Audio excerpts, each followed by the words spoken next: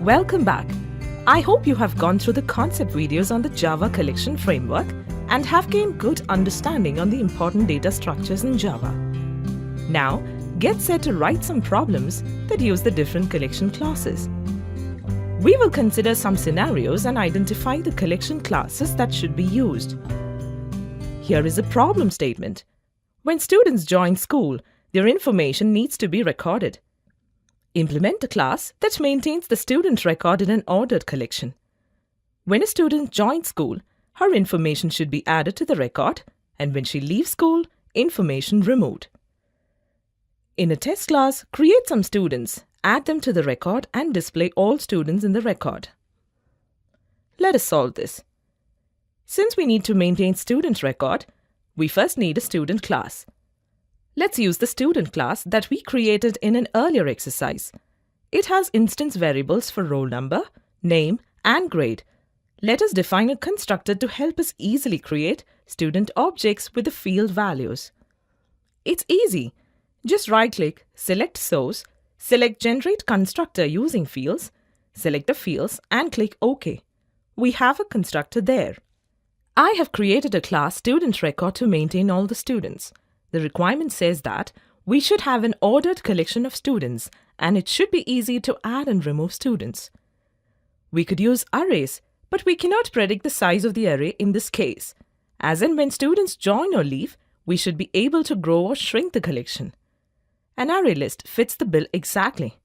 If you remember, array list is an ordered collection of elements that maintains the insertion order and can grow or shrink dynamically. So let's declare an array list in the student record class. Since the array list will contain student objects, the type parameter will be student. There is a constructor in which we initialize the array list. This will construct an empty list with an initial capacity of 10. I would like to take a moment to mention that the Arraylist class implements an interface called list. Linked list also implements the list interface. We have provided a method to add a student object to the record. The method accepts a student object and adds it to the end of the student list. There is also a method to remove a student from the record. It accepts a student object and removes it from the list. Then, there is a method to simply return the entire student record, that is the student list. We have created a test class where we create some student objects. Create an object of student record, add the students to the record. Now, we will fetch the record and display all the students in it. Running this should be easy. We see that the list has indeed maintained the insertion order. We will now try to remove a student from the record. For example, let's remove Peter with roll number 104 and grade 9. The remove method of Arraylist either accepts an index in the list at which an element has to be removed or an object that needs to be removed. In this case, we don't know the index that Peter occupies in the list. So, we will first need to create an object of the student with the fields of Peter and then pass to the remove method. But why are we creating an object again when we already have an object with these values? Think about this. Well, this is just a test class meant for testing various functions of our program. In a real application, a student object will be created during time of admission, added to the database, and then discarded. When the student is leaving, the object will no longer be there. That's why we will need to create an object again in order to remove the student record from the list. Now let's test this. The list now displayed should not have Peter.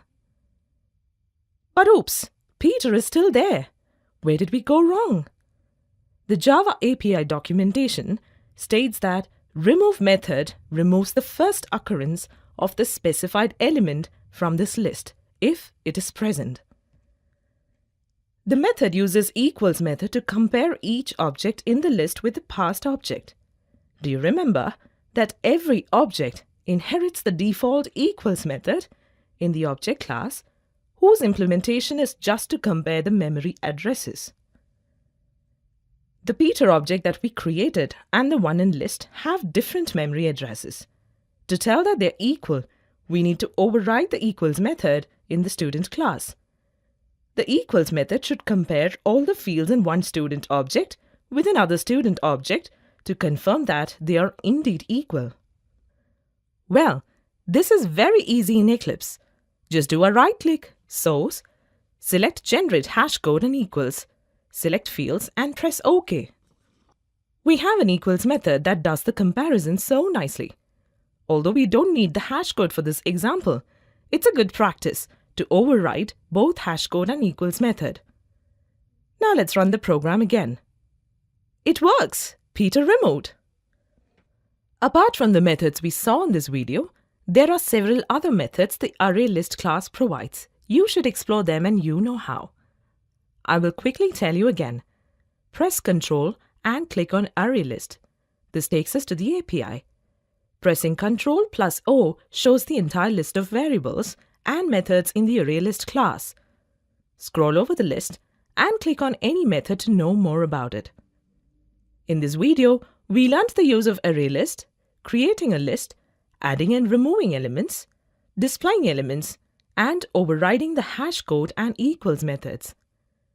The exercise for you to explore other methods in Arraylist class and attempt Programming Challenge Level 1.